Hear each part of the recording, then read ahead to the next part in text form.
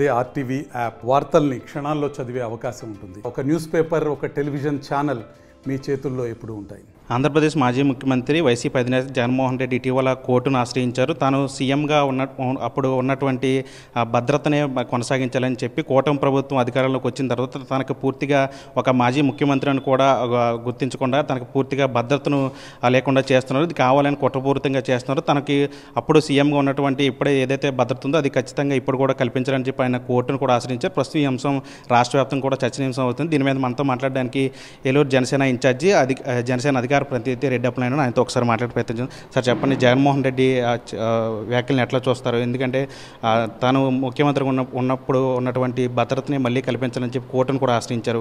ఈ వ్యవహారాన్ని ఎట్లా చూస్తారు? అంటే దొంగ అన్నట్లుగా అన్న చందంగా ఉంది. ఎందుకంటే జగన్మోహన్ రెడ్డి గారు 5 సంవత్సరాల పరిపాలనలో ఏ ఒక్క ప్రతిపక్ష నాయకులు కానీ రాష్ట్ర మాజీ ముఖ్యమంత్రి చంద్రబాబు నాయుడు యొక్క జెడ్ కేటగిరీ ఉన్నటువంటి సెక్యూరిటీని కూడా తగ్గించాలని ప్రయత్నం చేసినటువంటి నైజం జగన్మోహన్ రెడ్డి గారిది. అదే రకంగా ఏ ఒక్క నాయకులు భద్రతని ఎంతవరకు తగ్గించాలో అంతవరకు తగ్గించినటువంటి నేచర్ అయింది. ఈ రోజున దాదాపు ఇంకా 2 నెలలు పూర్తయి 2 నెలల 2 రోజులు 3 రోజులు వాళ్ళ పరిపాలన మొదలయ్యింది. ఇప్పటికే రాష్ట్రపతి పాలన పెట్టండి అనేటువంటి ఒక అధికార దాహంతో జగన్మోహన్ రెడ్డి గారు మాట్లాడుతూ ఉన్నారు. రాష్ట్రంలో అల్లకులాలు జరిగిపోతున్నాయని ఆరోపణలు చేస్తూ ఉన్నారు. ఆయన 5 సంవత్సరాల్లో ఎంతమంది పైన దాడులు చేశారు, ఎంతమంది ఆడపిల్లల మానభంగాలని, అత్యాచారాలు జరిగినాయి, మర్డర్లు జరిగినాయి, అన్ని రకాలు జరిగినాయి, లా అండ్ ఆర్డర్ పూర్తిగా నిర్వీర్యం చేసినటువంటి పరిస్థితి, అన్ని వ్యవస్థల్ని విధ్వంసం చేసినటువంటి పరిస్థితి రాష్ట్ర ప్రజానీకం స్పష్టంగా చూశారు. కనుకనే ఒక స్పష్టమైనటువంటి తీర్పునిచ్చారు. ఆయన ప్రతిపక్ష హోదా రాదని తెలుసు కూడా ప్రతిపక్ష హోదా కావాలని కోర్టుకు వెళ్ళినటువంటి అజ్ఞాని అయినా ఒక ప్రతిపక్ష నాయకుడిగా మాజీ ముఖ్యమంత్రిగా ఆయన ఉండటం మరి రాష్ట్ర ప్రజలు సిగ్గుపడవలసినటువంటి అవసరం ఇది. ఎందుకంటే ఈ రోజున ఆయనకి కావాల్సినటువంటి ఒక మాజీ ముఖ్యమంత్రిగా ఆయనకు కావాల్సినటువంటి సెక్యూరిటీని ఏ ప్రభుత్వం అయినా అది ఇస్తుంది, దాన్ని కల్పిస్తుంది. అంతేగాని నాకు బెంగళూరులో 200 గదులు ఇల్లు ఉంది, లేకపోతే ఈరోజు ఏదైతే వైజాగ్లో రుషికొండ ఎలాగైతే కొల్లగొట్టి కట్టామో ఒక 60 గదులతో కట్టామో, లేకపోతే నాకున్నటువంటి బంగ్లాల కాపులాలకి 100 మంది సంఖ్య కావాలి, 100 కోట్ల రూపాయలు నా సెక్యూరిటీ కోసం ఖర్చు పెట్టండి అంటే అవి అవివేకమైనటువంటి వాదన అది. ఎందుకంటే ఈరోజు ప్రజలందరూ కూడా ముక్కు మీద వేలేసుకుంటూ ఉన్నటువంటి పరిస్థితి. ఈరోజు రాష్ట్ర ప్రభుత్వం ఒక మాజీ ముఖ్యమంత్రిగా తనకు కావాల్సినటువంటి సెక్యూరిటీని ఇస్తుంది. ఇవాళ విదేశీల్లో చదువుకుంటున్నటువంటి పిల్లలకు కూడా సెక్యూరిటీ ఇవ్వటం అంటే ప్రజాధనాన్ని ఎంతగా దుర్వినియోగం చేస్తూ ఉన్నారో అర్థమవుతూ ఉంది. ఒక రాష్ట్ర ముఖ్యమంత్రిగా ఉన్నప్పుడు వారి యొక్క ఫ్యామిలీకి సెక్యూరిటీ వారు ఉన్న చోట ఇవ్వటం అది ఒక పద్ధతి అయితే, విదేశాల్లో చదువుకుంటున్నటువంటి వాళ్ళకి ఇవ్వటం, ముఖ్యమంత్రి పదవి అయిపోయిన తర్వాత కూడా వాళ్ళకి ఇవ్వడానికి ఏ రకమైనటువంటి పరిస్థితి ఉండదు. కానీ ఈ రోజున ముఖ్యమంత్రి గారు ఏంటంటే అతను మంచివాడైతే సెక్యూరిటీ ఎందుకు? ఇప్పుడు మనం ప్రజలకు మంచి చేస్తున్నాం అనుకున్నప్పుడు, ప్రజలకు ఏ రకమైనటువంటి ప్రాణహాని చేయనప్పుడు, ఎవరిపైన మనం దాడులు చేయనప్పుడు వారికి సెక్యూరిటీ ఎందుకు? ప్రజలే సెక్యూరిటీగా అండగా నిలబడతారు. పవన్ కళ్యాణ్ గారు 10 సంవత్సరాలు పోరాటం చేశారు. ప్రభుత్వం ఏ రకమైనటువంటి ఒక సెలబ్రిటీగా కానివ్వండి, ఒక పార్టీ అధ్యక్షుడిగా కానివ్వండి, ప్రజల్లో అత్యధికంగా ఆదరణ ఉన్నటువంటి నాయకుడిగా ప్రజలు గుమ్మగూడేటువంటి పరిస్థితి ఉన్నప్పుడు వారికి ప్రభుత్వం నుంచి ఏ సెక్యూరిటీ ఇచ్చారు? ప్రజలే అండగా నిలబడ్డారు. జనసేన పార్టీ నాయకుల, కార్యకర్తలు, జన సైనికులు ప్రజలే అండగా నిలబడ్డారు. ఈ రోజున ఆయన చేసినటువంటి అకృత్యాలు ఎత్తడి వాళ్ళు చేస్తారన్నటువంటి ఒక ఆలోచనతో, అభద్రతా భావంతో ఆయన ఈరోజు ఈ రకమైనటువంటి ఆలోచనలు చేయటం, కోర్టుకి వెళ్ళటం, ఇవన్నీ ఆరోపణలు చేస్తూ ఉన్నారు.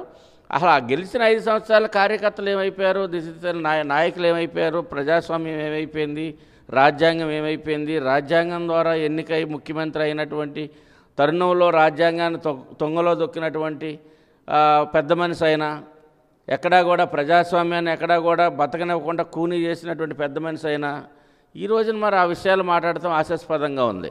అంటే మొదటి నుంచి కూడా జగన్మోహన్ రెడ్డి ఇలాంటి వ్యాఖ్యలు చేస్తున్నారు. తనకి ప్రతిపక్ష హోదా ఇస్తేనే అసెంబ్లీకి వస్తానని మొన్నటి వరకు వ్యాఖ్యలు చేశారు. ఇప్పుడు నాకు సీఎంగా ఉన్నప్పుడు భద్రతే కావాలని మళ్ళీ ఇప్పుడు కోర్టుకు కూడా ఎక్కిన పరిస్థితి.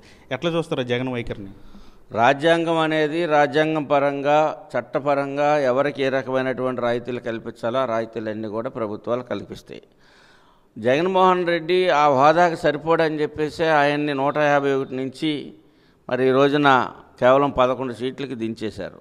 ఇప్పటికైనా ఆయన ఒక ఆలోచన సరళిలో మార్పు రావాలి, ప్రవర్తనలో మార్పు రావాలి, ప్రజల పక్షాన పోరాటం చేయాలి.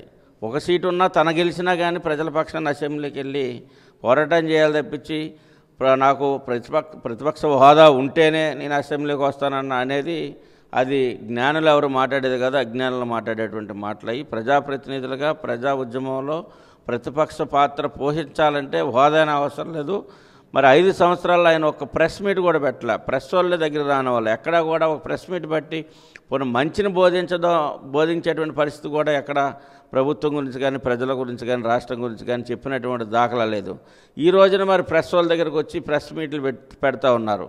ఈ 5 సంవత్సరాల్లో ప్రెస్లో ఉన్నటువంటి ఎవరైతే జర్నలిస్టులు ఉన్నారో వారెవరికి కూడా ఎక్కడేసిన కార్డులు కానీ లేకపోతే వాళ్ళ రాయితీలు కానీ ఎక్కడ ఇవ్వకుండా వాళ్ళపైన విపరీతమైనటువంటి దాడులు చేసినటువంటి ఒక నైజం, దుర్మార్గమైనటువంటి నైజం ఉన్నటువంటి నాయకుడు ఆయన కోసం మనం మాట్లాడటం కూడా వృధా అనుకుంటా ఉన్నాను. అంటే నిన్న కూడా ఆయన విజయవాడ కార్యకర్తలను పరామర్శించకు వెళ్ళినప్పుడు అక్కడ కూడా ఎట్లాంటి వ్యాఖ్యలు చేశారు. ఎందుకని రాష్ట్రంలో రాష్ట్రపతి పాలన విధించకూడదో చెప్పాలి. ఇప్పటికీ కూడా 2 నెలలు అవుతుంది కూటమి ప్రభుత్వం వచ్చిన తర్వాత, ఇప్పటికీ కూడా హత్యాకాండాలు జరుగుతూ ఉన్నాయి, మైనర్ బాలిక మీద రేపులు కూడా జరుగుతూ ఉన్నాయి. దీన్ని అరకట్టలేకపోతుంది ప్రభుత్వం విఫలమైందని చెప్పి కూడా ఆయన చేస్తున్నాం.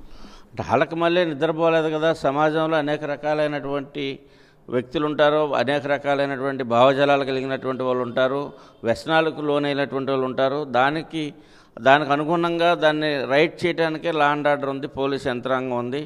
జరిగిన తక్షణమే వాళ్ళపైన యాక్షన్ మొదలైంది. అంతే తప్పించి సహేహ దహనాలు చేసినటువంటి పరిస్థితి ఈ ప్రభుత్వంలో లేదు. అత్యాచారాలు రోజు జరిగినటువంటి పరిస్థితి ఈ ప్రభుత్వంలో లేదు. మొన్ననే మరి ముఖ్యమంత్రి చంద్రబాబు నాయుడు గారు, డిప్యూటీ సీఎం మా పవన్ కళ్యాణ్ గారు, మంత్రులు అందరూ కూడా ఐఏఎస్లు ఐపీఎస్లు కాన్ఫిడెన్స్ ఏదైతే ప్రిన్సిపల్ సెక్రటరీస్ దాంట్లో కూడా చెప్పారు, నిర్దిష్టంగా ఎవరైనా కానీ రాజ్యాంగానికి లోబడి ఉండాలి తప్పించి రాజ్యాంగాన్ని అమలుపరిచేటువంటి పరిస్థితి ఉండాలి. మేము తప్పు చేసినా మా మీదైనా చర్యలు తీసుకోవాలని చాలా నిర్మోహమాటంగా కలెక్టర్లకి, ఎస్పీలకి మరి అందరికి కూడా చెప్పినటువంటి ఒక నిబద్ధత కలిగినటువంటి నాయకత్వం ఈరోజు నడుస్తూ ఉంది. దాని మీద అది ఏంటంటే బురద జల్లి అల్లకొల్లాలు సృష్టించి లా అండ్ ఆర్డర్ ప్రాబ్లాన్ని తీసుకొచ్చి రాష్ట్రపతి పాలన పెట్టాలి, మళ్ళీ నేనేదో ఉద్ధరించాలని చెప్పేసి ఆయన కళ్ళగంటా ఉన్నారు. ఆ కళ్ళ అనేది కూడా ఇప్పుడు కూడా నిజం కావు. ఎందుకంటే ఆయన పరివర్తన మారాలి, ఆయన ఒక ప్రవర్తన మారి ప్రజలకి నమ్మకం కలిగించేటువంటి ప్రజలకు అన్యాయం జరిగినప్పుడు ప్రజల పక్షాన రోడ్డు మీద ఉండి దెబ్బలాడి ఫైట్ చేసినప్పుడు ప్రజలు నమ్ముతారు. ఎందుకంటే ప్రజల మనసులో విశ్వాసం వారి పట్ల లేదు, ఆ పార్టీ పట్ల లేదు. అది ఇప్పటికైనా జగన్మోహన్ రెడ్డి గారు తెలుసుకొని మంచి పనులకు ప్రభుత్వానికి కోఆపరేట్ చేయాలి. ప్రభుత్వం ప్రజా వ్యతిరేక పాలన అందిస్తున్నప్పుడు దానికి వ్యతిరేకంగా ఫైట్ చేయాలి, ఉద్యమం చేయాలి. ఆ రకమైనటువంటి ధోరణుల్లో ఆయన వస్తే ప్రజలు స్వాగతిస్తారు తప్పించి ఇట్లాంటి కళ్ళబొల్లి మాటలు చెప్పి వారికి ఉన్నటువంటి నైజాన్ని, వారికి ఉన్నటువంటి బుద్ధిని, వారికి ఉన్నటువంటి విష సంస్కృతిని ప్రజలపైన లేదా ప్రభుత్వం పైన రుద్దాలన్నటువంటి ఆలోచన ఉంటే అది ఎంతో కాలం కొనసాగదని చెప్పేసి తెలియజేస్తాం. ఇది మొత్తంగా జనసేన నాయకులు చెప్తున్నారు. అయితే జగన్మోహన్ రెడ్డి చేసిన వ్యాఖ్యలు ఉన్నాయో తనకి సీఎంగా ఉన్నటువంటి భద్రత కల్పించాలని చెప్పి అది పూర్తిగా కూడా అవగాహన రాహిత్యంతో చేస్తున్నటువంటి వ్యాఖ్యలు. దీని మీద కోర్టు వరకు వెళ్లాల్సిన అవసరం లేదు. ప్రజలు తనకి తగినటువంటి బుద్ధి చెప్పి ఎక్కడ కూర్చోబెట్టాలి అక్కడ కూర్చోబెట్టారు. కాబట్టి ఇప్పుడు అధికారం లేని జగన్మోహన్ రెడ్డి ఇప్పుడు ఆ కూటమి ప్రభుత్వం చేసినటువంటి ప్రజారంజక పాలనను తట్టుకోలేకే ఇట్లాంటి వ్యాఖ్యలు చేస్తున్నారు. వీటి వల్ల ఎట్లాంటి ఉపయోగం కూడా లేదు. జగన్మోహన్ రెడ్డి ఇప్పటికైనా తీరు మార్చుకొని ప్రజల పక్షాన మాట్లాడాల్సిన పరిస్థితి అని చెప్పి ఇక్కడ జనసేన నాయకులు కూడా చెప్తున్న పరిస్థితి. స్టంటీతో మన RTV ఏలూరు నుంచి. మరిన్ని వీడియోస్ కోసం ఛానల్ ని సబ్స్క్రైబ్ చేయండి, లేటెస్ట్ అప్డేట్స్ కోసం వాట్సాప్ ఛానల్ ని ఫాలో చేయండి అండ్ లింక్ డిస్క్రిప్షన్ లో ఉంది.